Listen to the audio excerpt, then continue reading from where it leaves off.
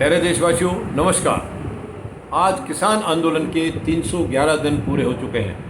311 दिन से किसान दिल्ली के चारों तरफ सरहदों के ऊपर बैठे हुए हैं और सरकार अपनी हठ धर्मी पर अभी भी डटी हुई है, हठ धर्मी से बाहर नहीं निकल पा रही है। ये बहुत ही दुखद है, बहुत ही चिंता की बात है।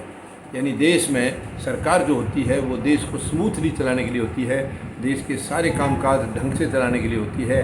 हम सब पूरी जनता का 140 करोड़ लोगों का हितों की रक्षा करने के लिए सरकार होती है, उनके लिए हर किस्म की सहूलियत देने के लिए, सुविधाएं देने के लिए होती है, ना कि उनको तकलीफ़ पहुंचाने के लिए। लेकिन वर्तमान में जो सरकार है वो केवल तकलीफ़ दे रही है, केवल पीड़ा दे रही है, किसी के हितों की रक्षा नहीं कर रही है, किसी के दुख सुख का वो कोई ध्यान नहीं रख रही है। ये बहुत ही दुखद है। ऐसी हालात 74 साल में देश में पहली बार हुए हैं जब सरकार की कोई जवाबदेही नहीं है, किसी भी तरीके से वो जिम्मेवार नहीं है किसी चीज़ के लिए भी।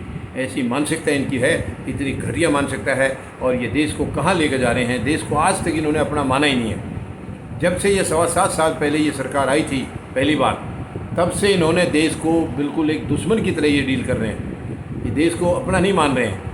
जैसे कि दुश्मन के साथ व्यवहार किया जाता है वैसा देशवासियों के साथ व्यवहार कर रहे हैं। सभी संसाधनों को बेच रहे हैं, सभी जो है ना हर चीज़ को कंडम कर रहे हैं। यानी कि जब किसान की खेती को भी, ज़मीन को भी बेचने के लिए इनकी जब नीयत ख़राब होगी तो और ये क्या छोड़ेंगे देश में, और कुछ नहीं छोड़ेंगे। लेकिन अब किसानों ने भी ठान लिया है, किसानों ने ये निश्चित कर लिया है कि अब इस सरकार को हम उखाड़ के ही दम लेंगे। सरकार जो भी होती है वो कोई तानाशाही के लिए नहीं होती है, अपनी हुकूमत चलाने के लिए नहीं होती है। संविधान के दायरे में रह करके सरकार को कामकाज करना होता है। सरकार के कामकाज के लिए दिशा निर्देश हैं, संविधान में दिशा निर्देश हैं, और ऊपर से जब कोई खामियां होती हैं तो माननीय न्यायालय उनके लिए रहता है। इसके अलावा सरकार का कोई काम नहीं है कि अपनी मर्जी से वो जो मर्जी करेंगे, ये नहीं है। ये हमारे संविधान में कम से कम ये इजाज़त नहीं है। लेकिन ये 74 साल में पहली बार 7.25 साल से एक ऐसा नेतृत्व देश में काम कर रहा है जो ना देश को अपना मानता है, ना देशवासियों को अपना मानता है। कभी भी इनका कोई योगदान देश के लिए रहा ही नहीं है। आज़ादी के समय इनका कोई योगदान नहीं था। इन्होंने हमारे महान शहीदों को कभी शहीद नहीं माना है, उनको भी ये उग्रवादी मानते रहे हैं, उग्रवादी बोलते रहे हैं। कितनी दुखद है ये, कितनी चिंता की बात है ये, बहुत ही शर्म की बात है। यानी कि इनको ज़रा सा भी अपने अंदर झांक के नहीं देखते हैं कि तुम आखिर कर क्या रहे हो। तुम उस देश के लिए पीड़ाएं पैदा कर रहे हो जिन्होंने इतनी बड़ी लंबी लड़ाइयाँ लड़ी हैं, इतने लंबे संघर्ष किए हैं, और तब अंग्रेज़ों को यहाँ से भगाया गया था। तब ये देश आज़ाद कराया था हमारे महान शहीदों ने।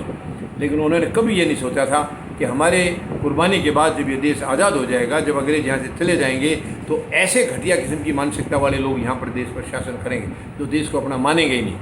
ये उन्होंने कभी नहीं सोचा था, कभी नहीं सोचा था। और अब ऊपर से जब वो देख रहे होंगे तो उनके भी खून के आंसू निकल रहे होंगे कि हमने देश किसके हवाले कर दिया। कैसी मानसिकता के लोग, यानी इनसे तो अंग्रेज़ अच्छे थे। सारे देशवासी आज ये बोलते हैं कि इनसे तो अंग्रेज़ अच्छे थे, उनको कुछ तो थोड़ी बहुत शर्म थी। इनको तो शर्म नाम की कोई चीज़ ही नहीं है। बिल्कुल तानाशाही से सरकार चला रहे हैं, इनको किसी से कोई लेना देना नहीं है। ये बहुत ही दुख की बात है, बहुत ही दुख की बात है। धन्यवाद। जय जवान, जय किसान, जय हिंद।